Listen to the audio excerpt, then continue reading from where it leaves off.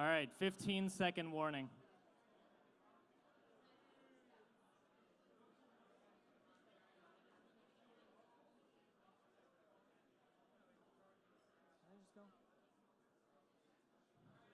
All right, hear ye, hear ye, hear ye. I've always wanted to say that. We are back for the final portion of today's programming, Bringing Them Back from the Edge. Pretty cool title, I think. First off, let's give a warm welcome to the moderator for this portion, or the interviewer. Let's welcome back the man with a social media moral compass, Mr. Bill Ottman.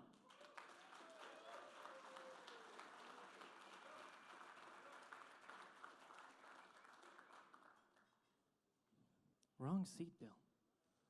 I don't blame you. And now, we have a very special guest joining us. Daryl Davis is an American R&B and blues musician, actor, author, and activist. Known for his energetic style of boogie-woogie piano, I assume I'm doing that right, Davis has played with such musicians as Chuck Berry, Jerry Lee Lewis, B.B. King, Bruce Hornsby, and Bill Clinton. On top of all of his musical exploits, he has made monumental strides in improving race relations by engaging with members of the KKK to de-radicalize over 250 people. We'll clap for him later. These efforts have been highlighted by CNN, NPR, and in the Washington Post, while his TED Talk has generated millions of views, and if you haven't seen it, please do so after this. Now, I lost my place. That's all right. He perfectly summarizes the goals of this conference, of course. With this advice, establish dialogue. When two enemies are talking, they are not fighting. And now, give an even bigger round of applause to Mr. Daryl Davis.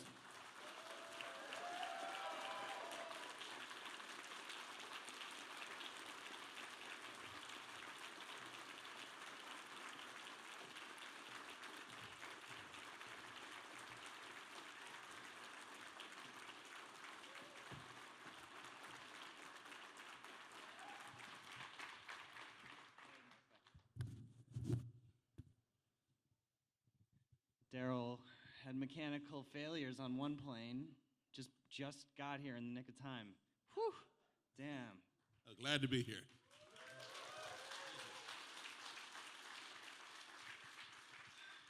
So, Daryl, I'm curious, how are you feeling the reaction is to your work these days, and how has it changed over time? Well, you know, it's a mixed bag. You know, anytime you do something that goes against the norm, it's not normal for black people to go to Klan rallies and talk to the KKK or neo-Nazis. You get a lot of criticism from all sides. I've been called everything but my name, but I've also proven that it works by the amount of Nazi flags I have, KKK robes and hoods, and people who've left those organizations, and people who will come out with me and stand on a platform and speak out against their former organization and that ideology. So it can work, you know, and you have to remember that people like Copernicus, the astronomer, and Galileo. Copernicus was put in prison for saying that the earth revolves around the sun. And we all believed that we were the center of the universe and the sun revolved around the earth. He proved it differently, and he was the first. And then later Galileo, but they called him a heretic and put him in jail. They told Columbus he was crazy because he said the earth was round. And they all thought the earth was flat. You're gonna fall off the edge. So anytime you do something that goes against the norm and the popular belief, you are subject to criticism until you can prove it. And what's funny is, 30 years ago, I started this. I didn't just start it, you know, since the last election or since Charlottesville or things like that. I've been doing this work for just over 30 years. And 30 years ago, when I started, people said I was crazy, and you know, they shunned me. You're getting involved with white supremacists and all that kind of stuff. Why would you sit down and have dinner with those people? Why would you even talk to them? kind of thing, and they began avoiding me. Today, 30 years later, they're all calling me, Daryl, what's going on, man? You know those people. What's going on with them? So you see how it works. Do you feel like things are better or worse than 30 years ago? Oh, things are definitely better than 30 years ago. Yeah, absolutely.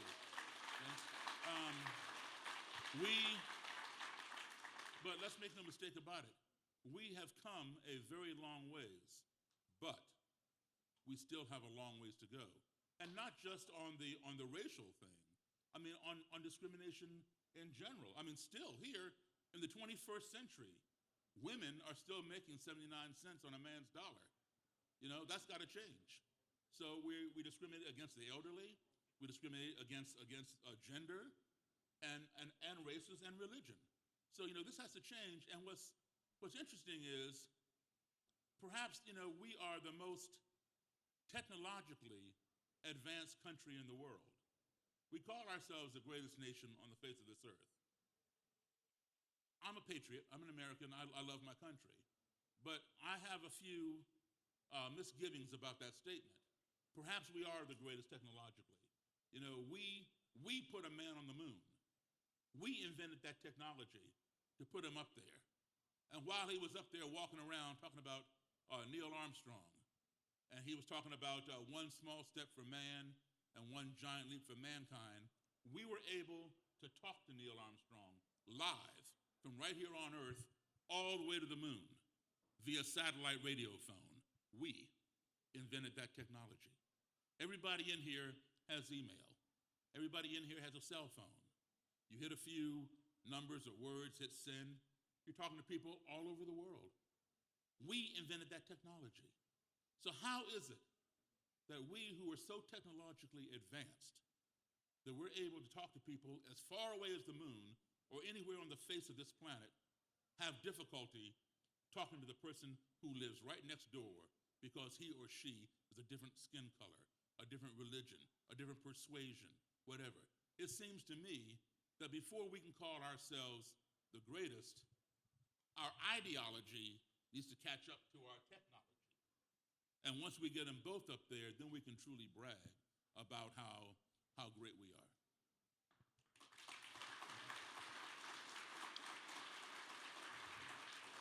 So in your documentary, there's a really powerful scene when you're talking with two Black Lives Matter activists, and they walk out on you, and they, I'm really curious, what is their strategy? What have you heard any compelling evidence from the other side that makes you question what you're doing?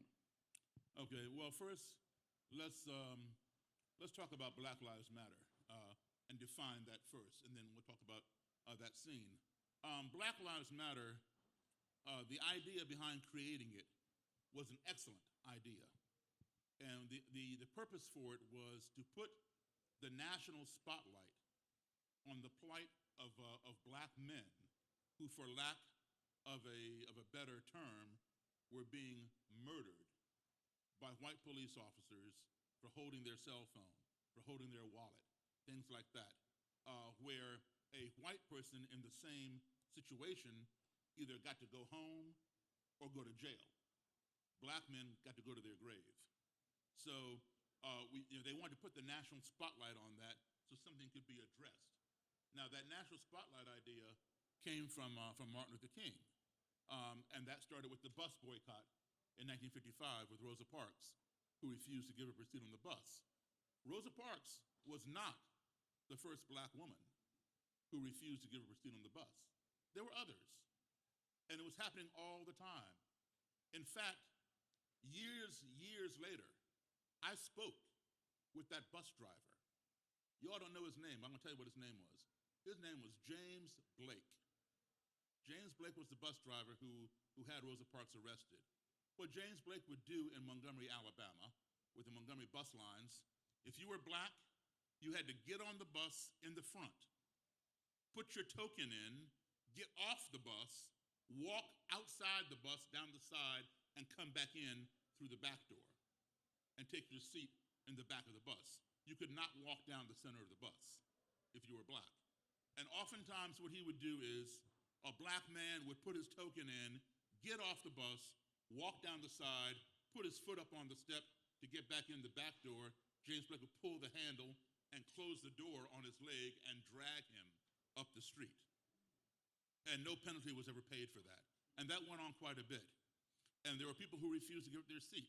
But this was going on and nothing was being done because there was no national spotlight on it. So Martin Luther King and some others chose Rosa Parks to be on that bus and to be arrested. And that national spotlight was put on there so everybody could see what was going on. And after 1 year of that boycott, Montgomery, Alabama bus lines decided, hey, you know what?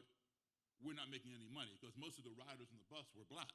You know, white people had cars, so they had to drive into town, pick up their domestic workers, drive them out to wherever to work. And the buses were running around empty, not making any money. So Montgomery bus lines decided to change and allow black people to sit wherever they wanted to sit. As a result of that change, other cities in the South said, you know what, maybe we better change too, otherwise King will be in our town. So that changed it. The national spotlight changed it. So that was the impetus for Black Lives Matter, to put the national spotlight on the plight of these black people who were being shot and going to their grave. Now, the problem, and this is my opinion, and I don't speak for all black people, this is my opinion.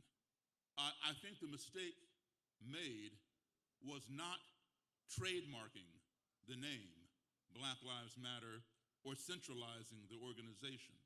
And as a result, you have all these different groups of Black Lives Matter all over the country, 80-some groups, and they all are autonomous. There's no centralization, like say the NAACP, the Boy Scouts of America, the Red Cross, where you have a central headquarters, policy is created there and disseminated to all the chapters, so each chapter is on the same page. That is not the case with Black Lives Matter. There are chapters in Detroit, Michigan, chapters in New York that call me and email me and say, hey, do you give workshops? Can you teach us to do what you do? Things like that. And then there are other chapters who just rip me apart for what I do. So there's no continuity, no consistency. And as a result, when you have all this division, it's like having too many chefs in the kitchen trying to cook the same thing. Each one has a different recipe, and you defeat your own purpose. So that to me is an issue with Black Lives Matter. So now to address what Bill was saying, in the documentary Accidental Courtesy, there's a scene that is about 8 minutes long in the documentary.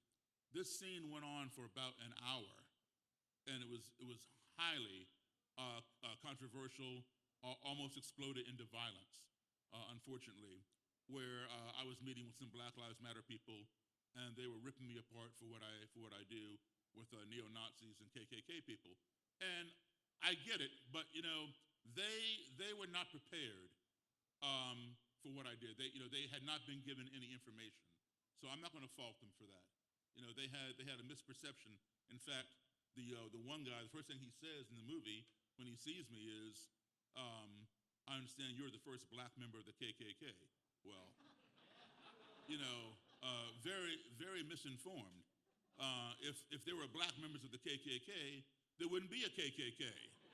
Okay, so it'd be the OKKK, right?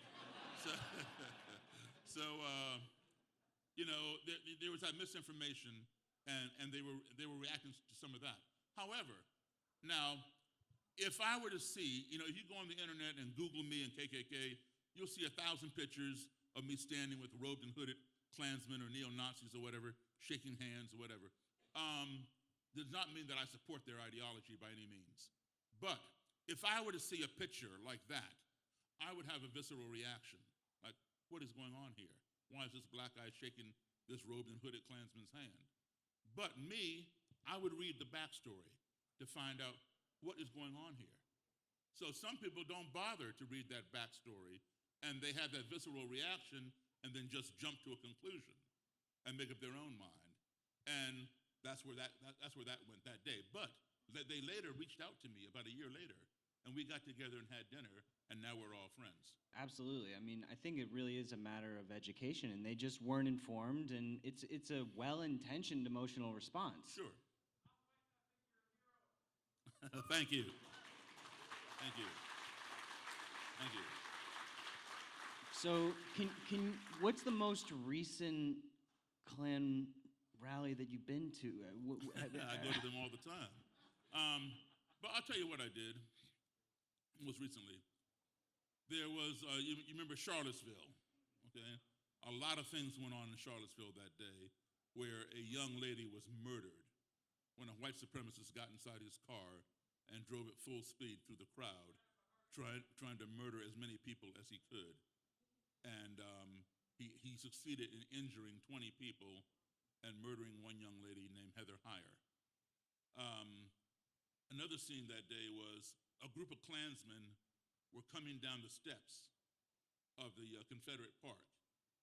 And they had a Confederate flagpole, and they were lashing out at this black guy down at the bottom of the steps, and he was trying to set them on fire with a flamethrower. So you had this controversy there, right? Well, the Imperial Wizard of that, Imperial Wizard, if you don't know what it means, an Imperial Wizard means a national leader. A Grand Dragon means a state leader. So the Imperial Wizard was coming around the corner when this happened. He had just passed them as the guy was lighting the flame. He turned around and he saw the guy pointing the flame at his Klan members coming down the steps. And he pulled out a gun and he pointed it at the head of the black flamethrower and shouted, "Hey, nigger." And he lowered the gun and fired it. And the bullet went into the ground near the flamethrower's feet. The Charlottesville Police Department was standing about 10 feet away and did absolutely nothing but stand there and watch. And for that, the Charlottesville police chief was fired. And now they have a new police chief in Charlottesville. But when I saw that, I thought, this is crazy. Our country can only become one of two things. It can become that which we sit back and let it become, or it can become that which we stand up and make it become. So, you all have to answer this question. You don't have to answer it right now, but by the time you all get home tonight, or wherever you're staying, have an answer. Ask yourself this: do I want to sit back and see what my country becomes? Or do I want to stand up and make my country become what I want to see? Okay? So,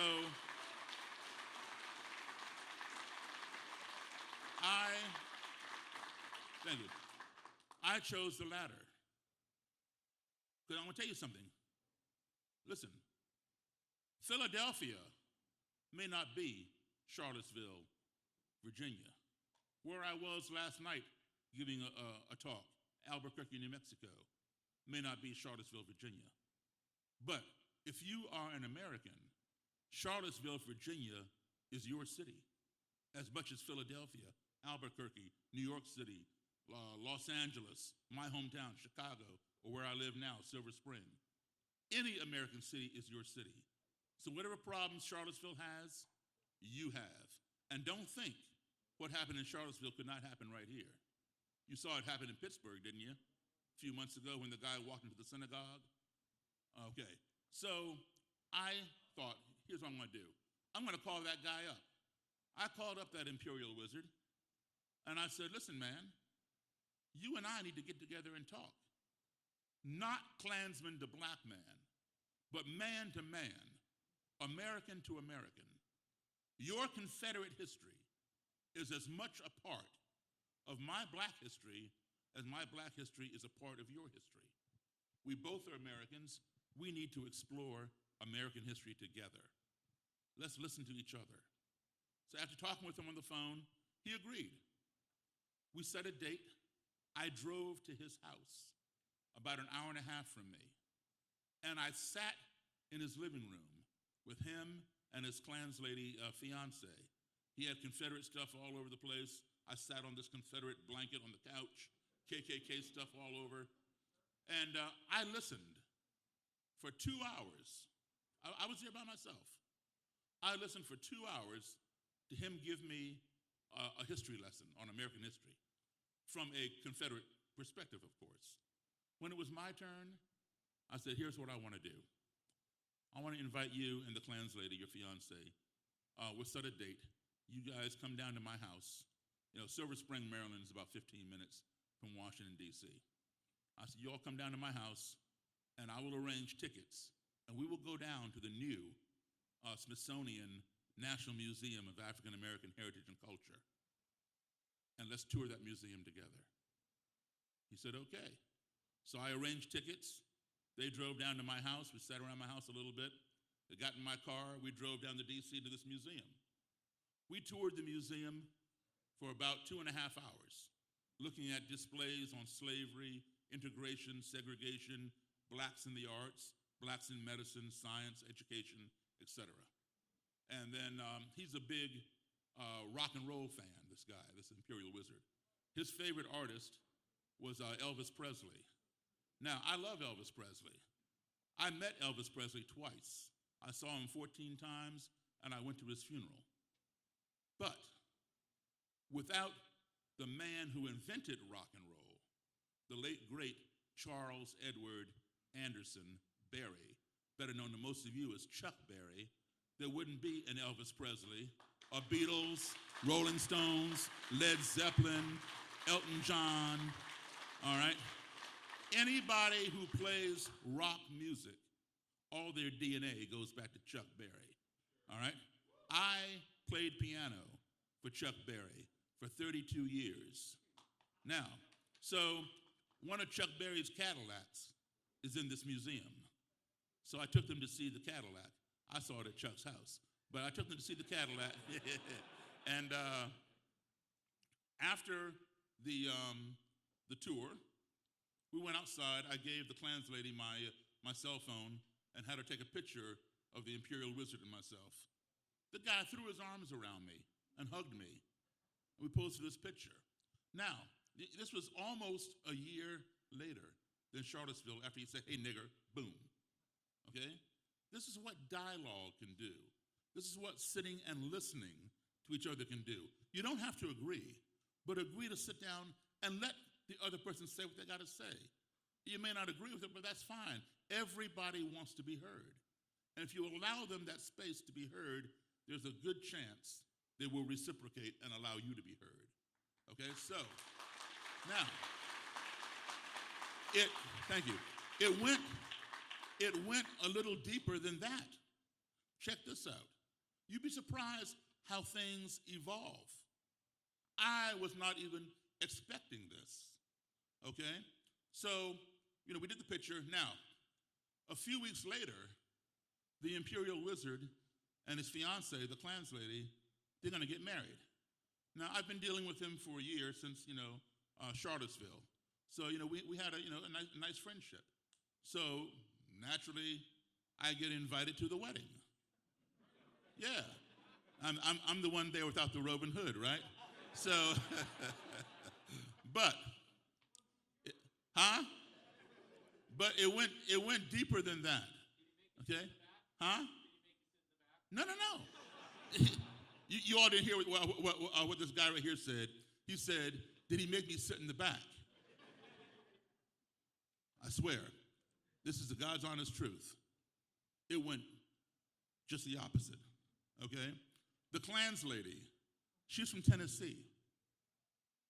Her father was unable to travel from Tennessee up to Maryland to give his daughter away. Rather than ask one of their trusted Klan members to walk the bride down the aisle, they asked me. Yes, okay? Now, I said,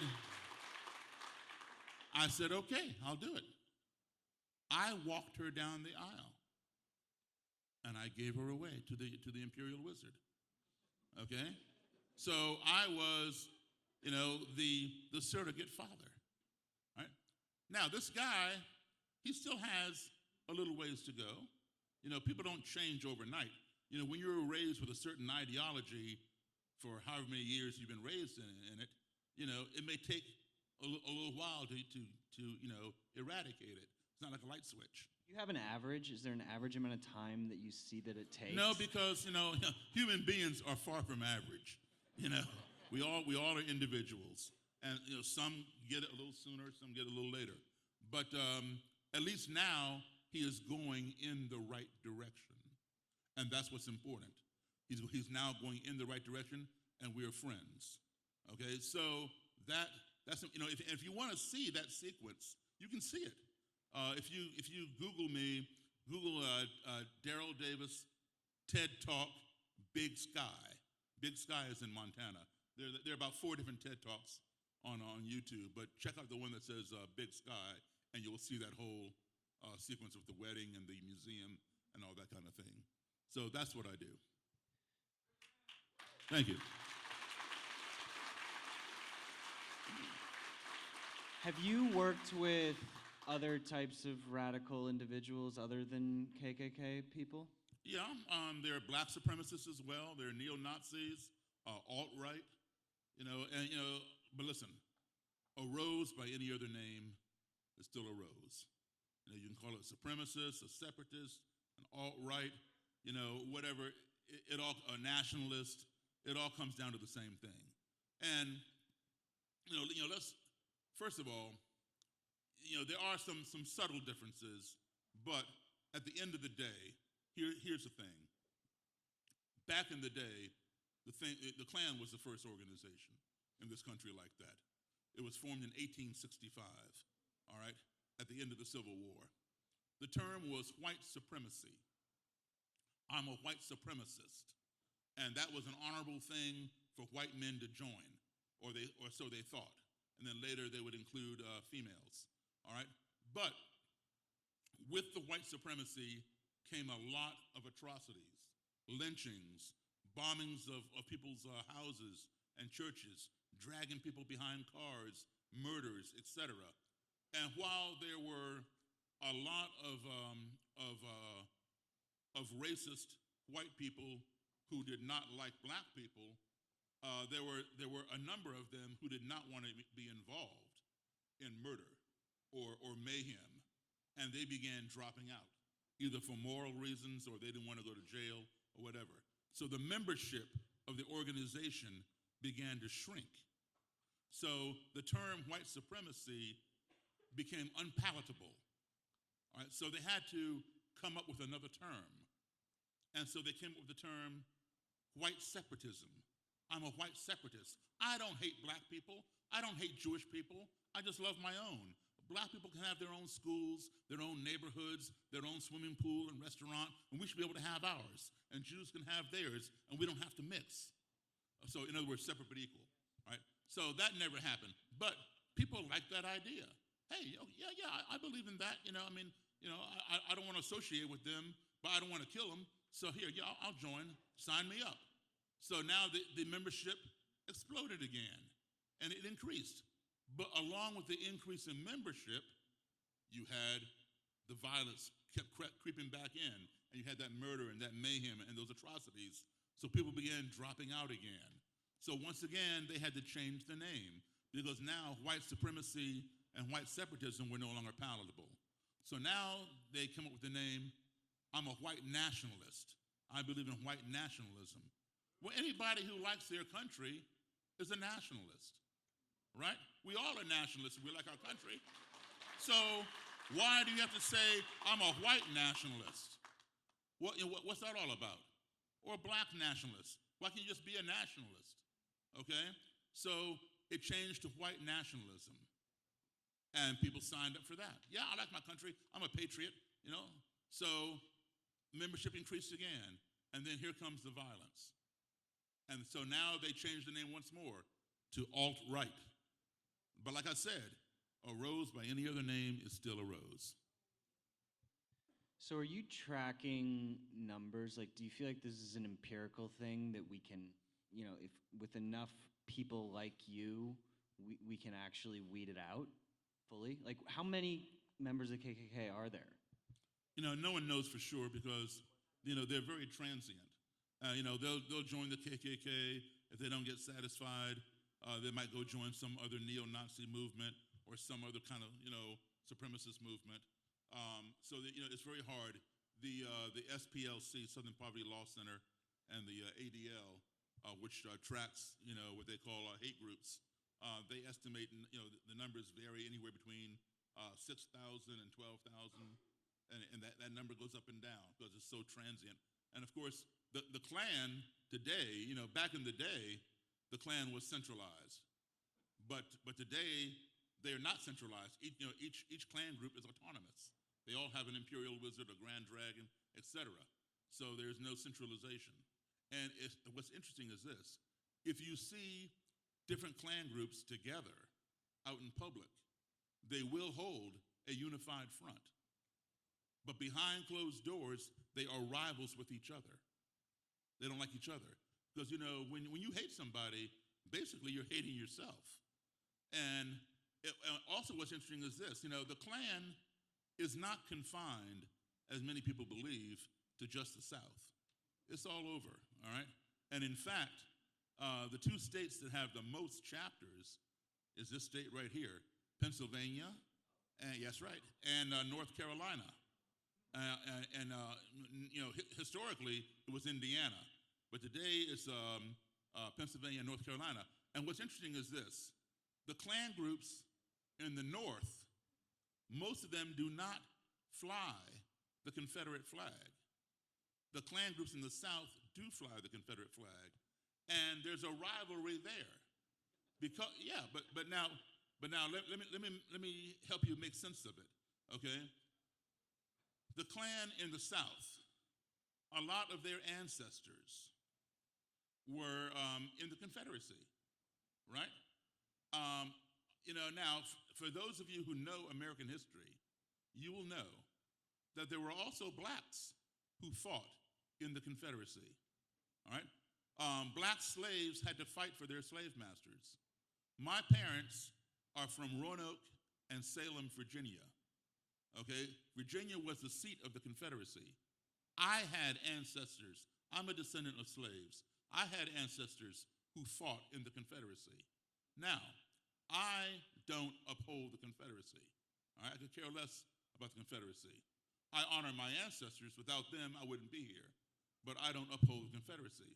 There are some black people out there who do uphold the Confederacy.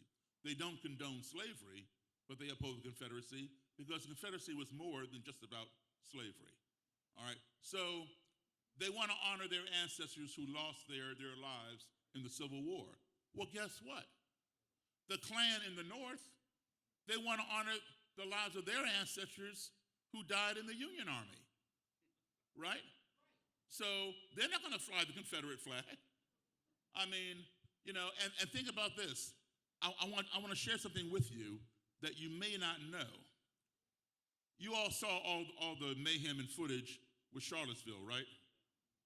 All right.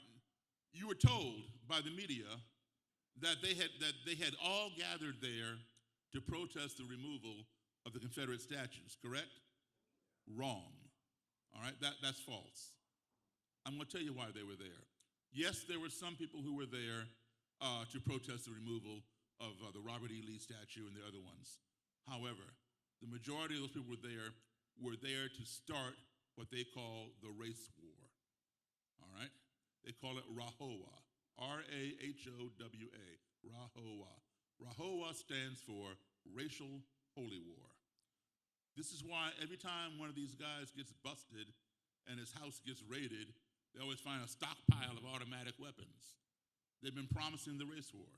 That's what Dylan Roof was trying to do when he walked into the black church in Charleston, South Carolina, when Robert Bowers walked into the synagogue in Pittsburgh. All right? They're trying to start this race war. Now, they said in order to occupy a piece of public property, to have a rally, a demonstration, or even to set up a lemonade and hot dog stand, you have to have a permit. So you go to the city, You get an application, you fill out your name, and you state your purpose. You cannot very well state, I want to start a race war. You will not get the permit, folks, okay? So you come up with some quasi-legitimate excuse. My ancestors fought in the Civil War, in the Confederacy. I don't want you messing with my heritage. Okay, that's legitimate. Here's your permit. And now once you're papered, you go do whatever you want to do. All right. So they went through all legitimate channels and they got their permit. But now here's the interesting thing. There were blacks, there were whites, and there were Jews who fought in the Confederacy against the blacks, the whites, and the Jews in the Union Army. So, and there are blacks and Jews today who honor the Confederacy. Why not invite your black and your Jewish counterparts to march in Charlottesville with you? Would that not add more credibility to your cause if for blacks and Jews to say, hey, that's our heritage too, leave it alone? Right. But instead of inviting blacks and Jews, including them, they excluded them. And they marched through the UVA, University of Virginia campus, and the streets of Charlottesville shouting anti-Semitic and racist epithets. So therefore, this rally was not about heritage. It was about hate. That's number one. Number two, it's okay to honor your great ancestors, despite the fact that you didn't know them, because Civil War ended in 1865. Nobody in Charlottesville was around then, all right, to know those people. But it's okay, you can still honor them, all right? However, while you claim to be honoring your great-great-great-great-grandfather, you are dishonoring the ancestors who you do know, the ones who raised you. You are dishonoring your fathers, your grandfathers, and your great-grandfathers who fought, and many of them lost their lives in World War II. And who are they fighting? The Nazis.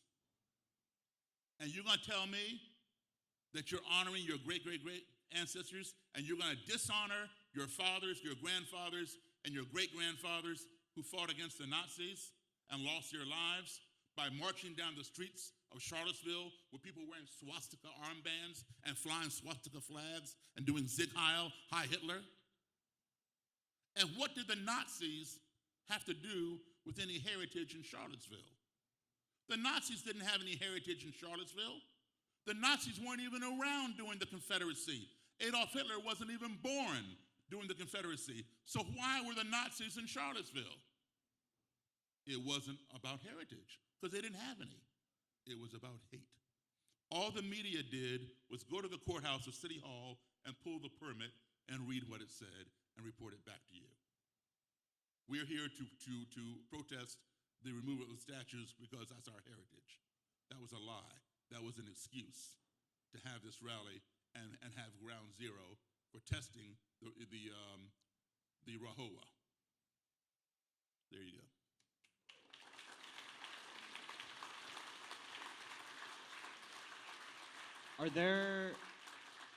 Are there others that you work with or who are doing similar work?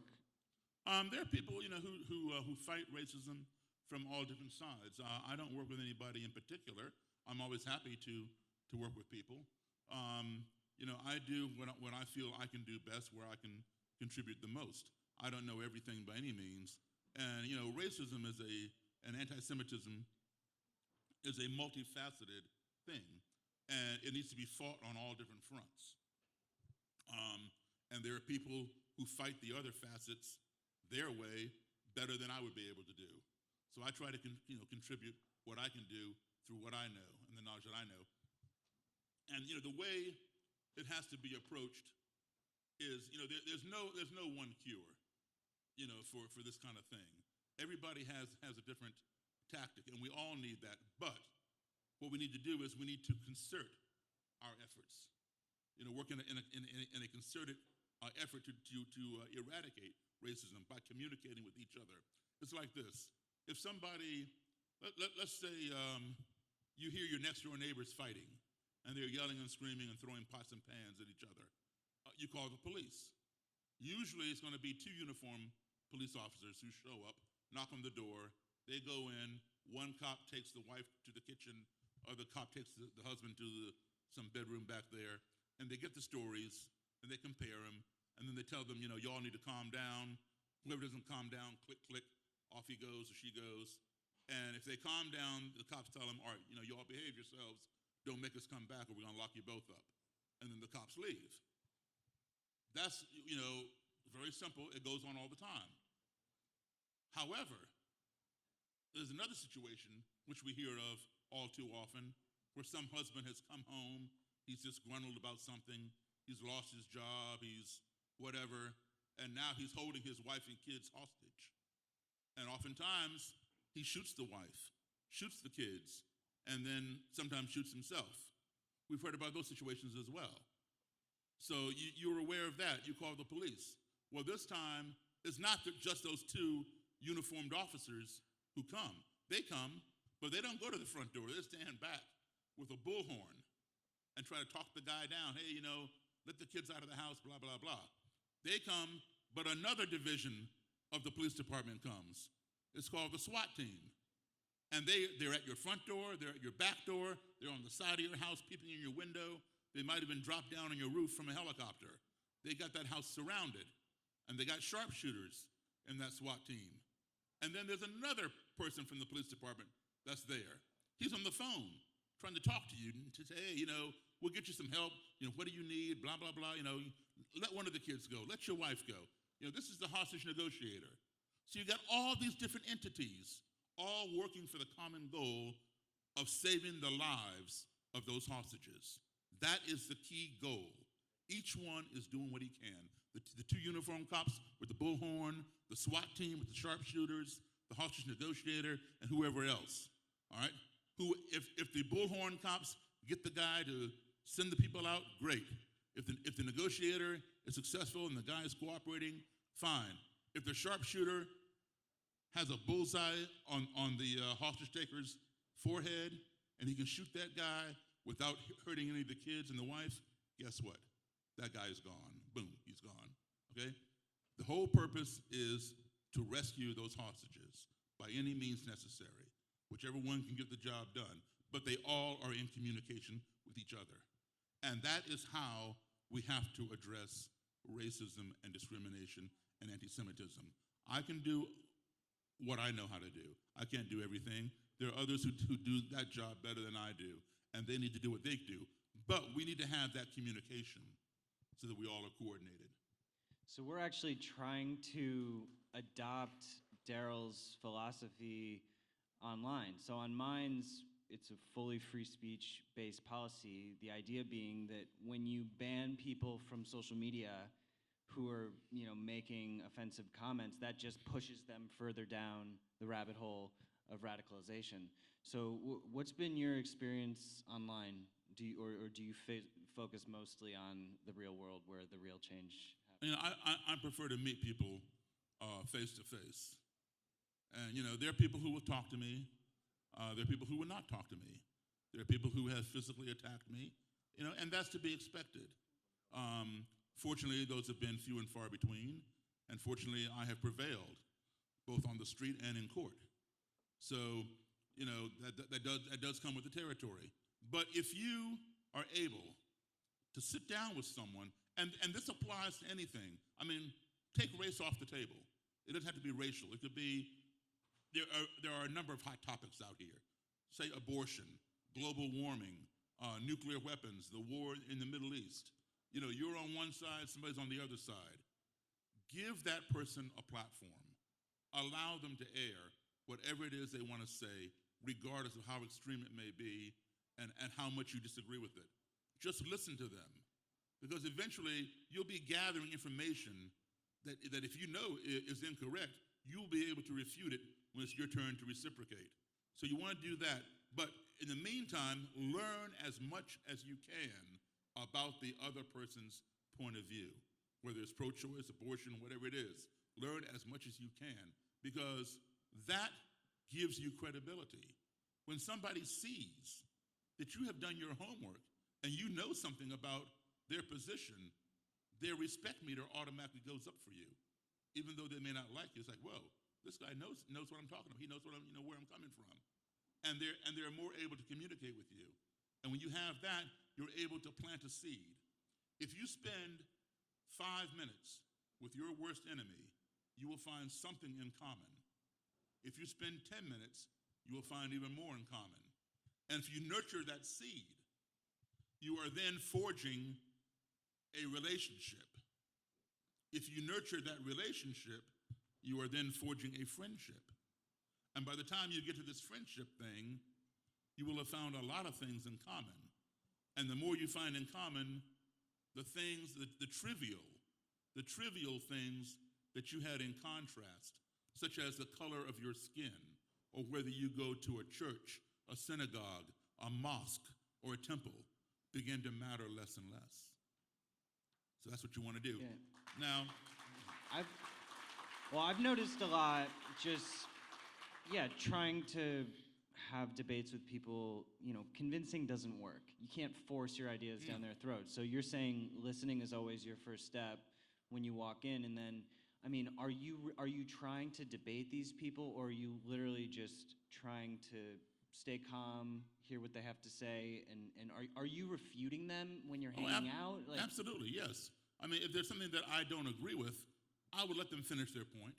I know I don't agree with it, so I don't have to jump in and say, whoa, stop, no, you're wrong, blah, blah, blah. No. Let them get it out. Let them finish. Sometimes they'll hang themselves with their own words. You heard the old saying, give somebody enough rope, but let them finish, okay? And then you make your point. Be transparent. Always, always, always be honest, okay? But I'm gonna tell you something. While you are actively learning about someone else, at the same time, you are passively teaching them about yourself.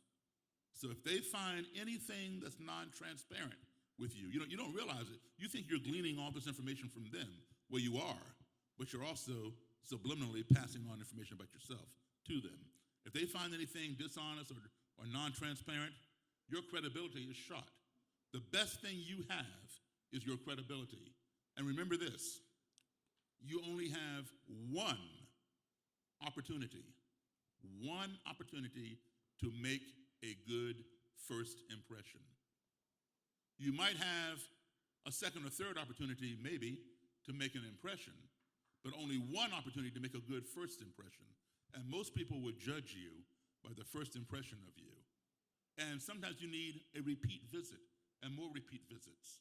Okay, like I said, people don't change overnight. It's over time, all right? So if you meet somebody and your first impression of them is, I don't like this guy or this girl, and they want to see you again, you're going to say no based on that first impression. But even if you don't agree with them, but you find them to be credible, you say, yeah, I'll meet you again. So you're always selling your credibility. And that's what has enabled me. And when people find out how honest I am, they begin struggling with their own ideology. I don't like to say, when you see these headlines, black musician converts 200 KKK members, blah, blah, blah. No. I did not even convert one, all right?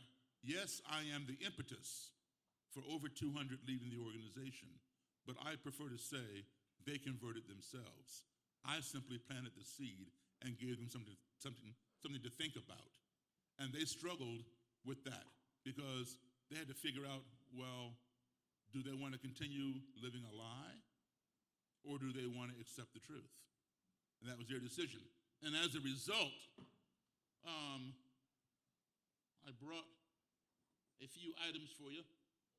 This is the robe of a grand dragon, state leader.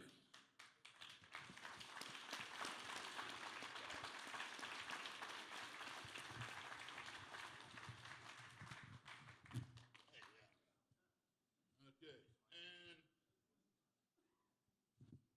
this is a robe of an imperial wizard, national leader.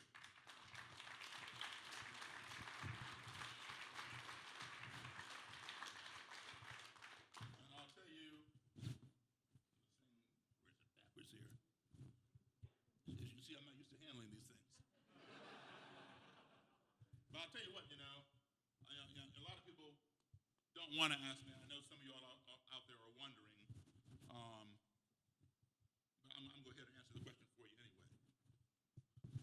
The first robe I ever got, what did I do with it? I tried it on, yeah. Hey. Hey, if I'm going to talk the talk, I'm going to walk the walk.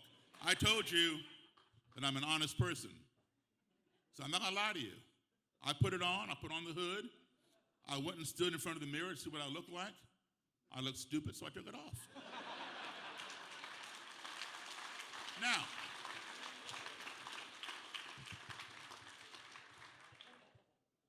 this is what's known as the hood. It's also called a helmet. Both words are synonymous, the hood or the helmet. This is the hood.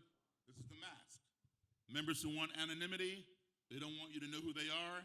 They wear this mask, which is attached by 3 snaps or Velcro, and they peep at you through these eyelets.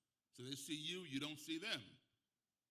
If they don't care that their identity is revealed, they unsnap the mask, pull it off, and the face is exposed under the hood.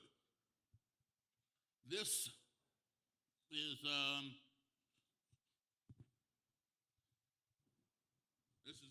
neo-Nazi flag,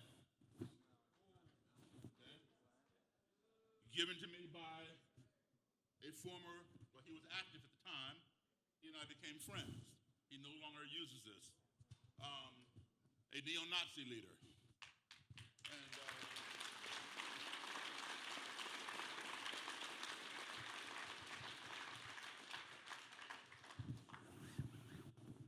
a Klan flag. I'll have this inside out.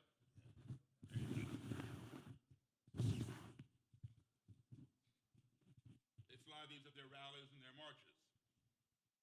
Okay, now, this right here, I didn't bring all 200 of those. Did they search your bag at the airport? Sometimes, yeah. But what's funny is sometimes my bag, they'll stop it in the conveyor belt, and the guy, looking, he'll call over the other TSA people, and now I'm standing alone, I'm waiting for my bag to come out, right? And of course they think it belongs to one of the white guys standing next to me. Okay, this is another Grand Dragon's robe. Okay, green is the color for the grand level, the state level, okay? And blue or purple is the imperial level. So now, you can have either a white cotton robe with green adornments, as you saw right here, or you can have a full green satin robe. It doesn't matter. It's your choice of material. If it's satin, it'll all be one color. If it's white cotton, it'll have the green adornments or blue or purple adornments. Okay, so this is another Grand Dragon's robe. Let me tell you about this guy. This guy, when I first heard about him, he was, I was a teenager. I was in my late teens. He had been busted, arrested, and charged with conspiring to bomb a synagogue up on Liberty Road in Baltimore. He placed this bomb at the foot of the synagogue, all right? He went to prison for 4 years. He ran the Klan while in prison through his vice dragon on the outside. When he got out, he took over the organization, continued running the Klan. He got busted again, and this time assault with intent to murder 2 black men with a shotgun. He went to prison for 3 years. So I wrote a book on the Klan. I went around the country interviewing leaders and members. I wrote a book called Clandestine Relationships, spelled with a K, not a C. And I wanted to talk to this guy. So I didn't know him, but I knew who he was. I found out what prison he was in. They get transferred around. And I wrote him a letter. And I told him, I'm writing a book on the Klan. I'd like to talk to you. Well, of course, he thought I was white. He didn't know. And he wrote me back, and we had a correspondence. And then around Christmas time, he sent me a Christmas card that he homemade, or I should say cell-made, in the prison. And then in January, he wrote me and said, we've been corresponding now for a while. why have you not told me you're black? Because this guy was vehemently violent, anti-Semitic, and racist. He was very upset with me. And because apparently he sent one of his Klan people out to check me out, and word got back to him. And I wrote him back and said, hey man, what difference does it make? You told me you're gonna tell me your story. Are you gonna tell your story any differently to a black person than you would to a white person if you're gonna tell the truth? So he wrote me back and said, yeah, you're right, blah, blah, blah. He says, send me your phone number. I'm getting out next month. Give me a month after I get out to get my stuff together, and I'll give you a call. Because the second time when he went to prison, his wife ran off with somebody. He lost his house. He lost everything. So he wanted to, get out, plant his roots again, get his Klan under control, and then he would meet with me. So I sent him my number. He called me, and we met. Like I said, he was vehemently anti-Semitic and racist and had a penchant for violence. But we kept meeting. Now, to be in the Klan, you don't make money being in the Klan. It's like Boy Scout leader. You have to have a regular job. It's just a title, Grand Dragon, Imperial Wizard, etc. You might get a small stipend from the dues that your members pay, but not enough to put food on your table or pay your rent or mortgage. You have to have a regular job. This guy's regular job, when he was in the Klan as Grand Dragon, he was a Baltimore City police officer. Okay? This is his uniform. He was not an undercover cop in the Klan. He was a bona fide Klansman on the Baltimore City Police Force. And there are others. He went on to become one of my best friends. He got out of the Klan, and this is why, thank you. This is why he gave me his Klan robe and his uniform so I can take it around on my lectures and show you people can change. Thank you, Daryl. Thank you.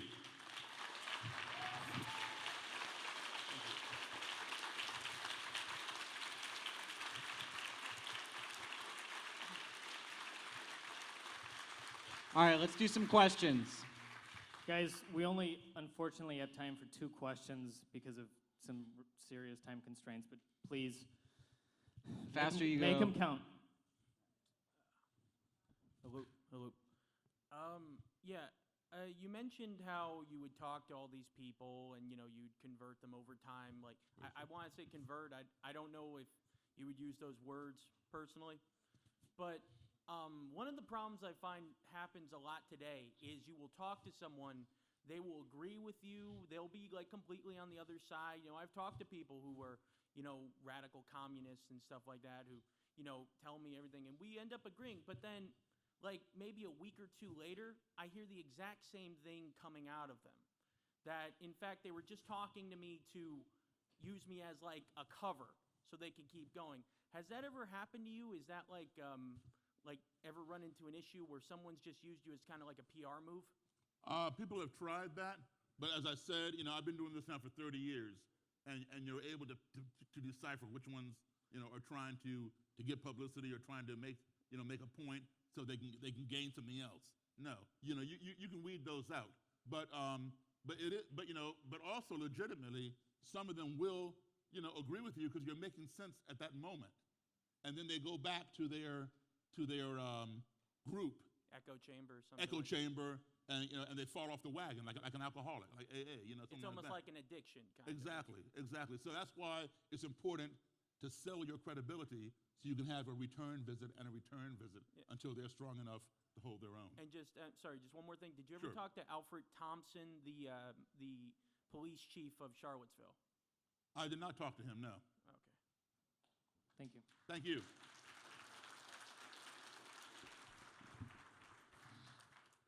Hi, Daryl. Hi. I have deep respect for you and what you do, Thank you. and I tell anyone that will listen about you and Louis Theroux. Maybe you two can team up at some point on something. But basically, my question is, so a lot of people perceive you as crazy for doing what you do, but there's some amount of, okay, well, he's black, so he's probably not going to be joining the KKK or the neo-Nazis.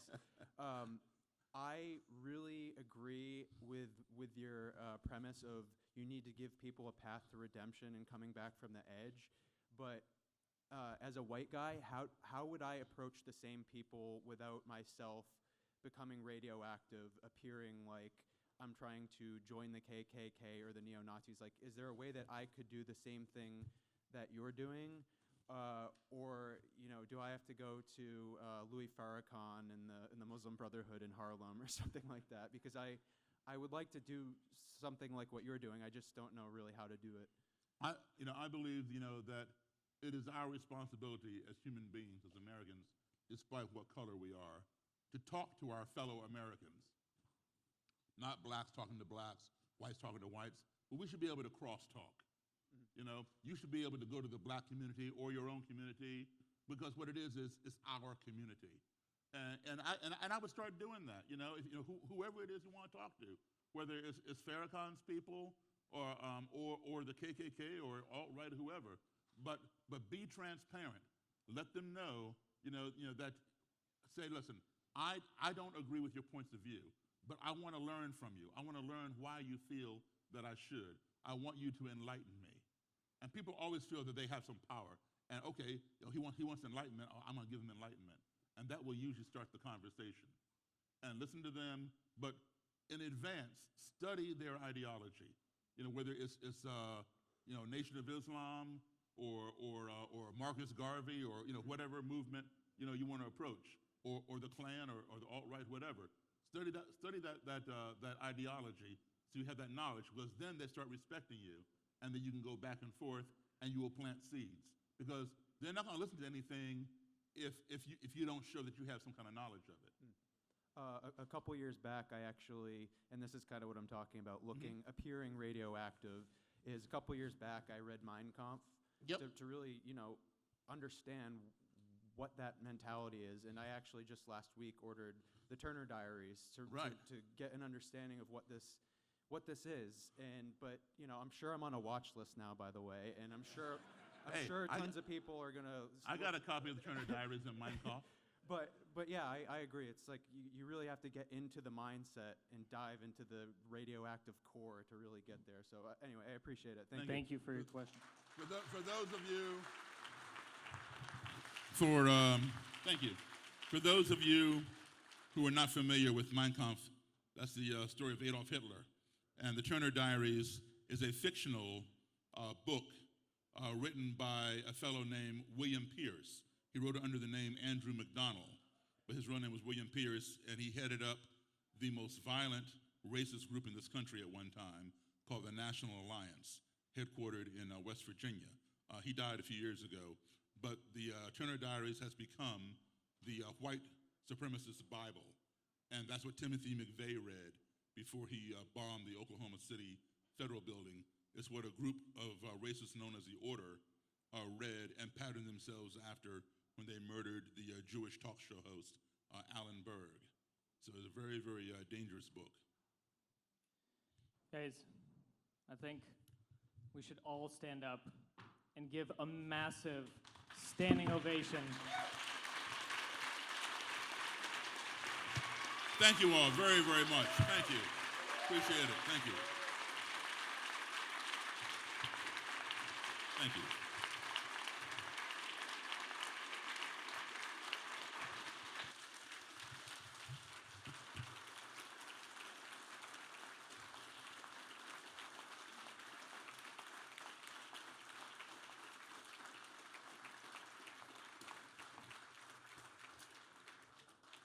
No words I can say can be as eloquent and in such a deep, raspy, yet silky voice.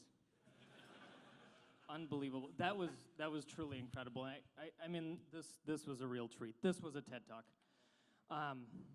Ladies and gentlemen, thank you so much for an exhilarating day. I think it was a massive success. I had a ton of fun, and hopefully you did too.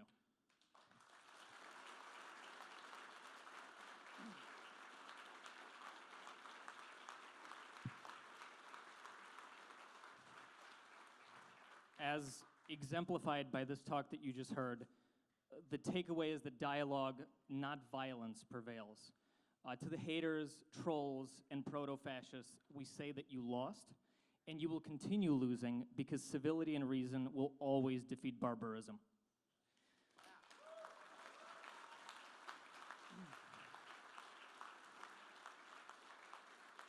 And with that, I don't know about you, but I'm ready to toss back a few. So for those of you calling a night, we bid you adieu. We want to say thank you to you for your attendance. Thank you for the amazing staff that was here, for everyone who worked on this.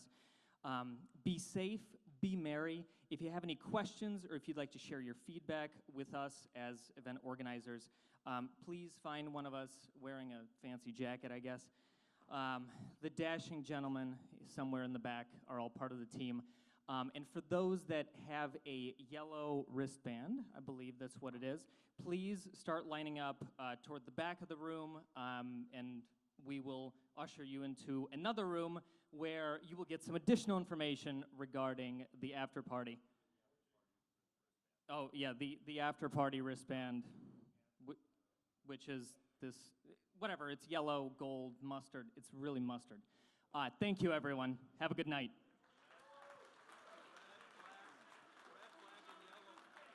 Oh, it's the red, black, and yellow after party thingy. Please go to the back door and they'll guide you. Good night.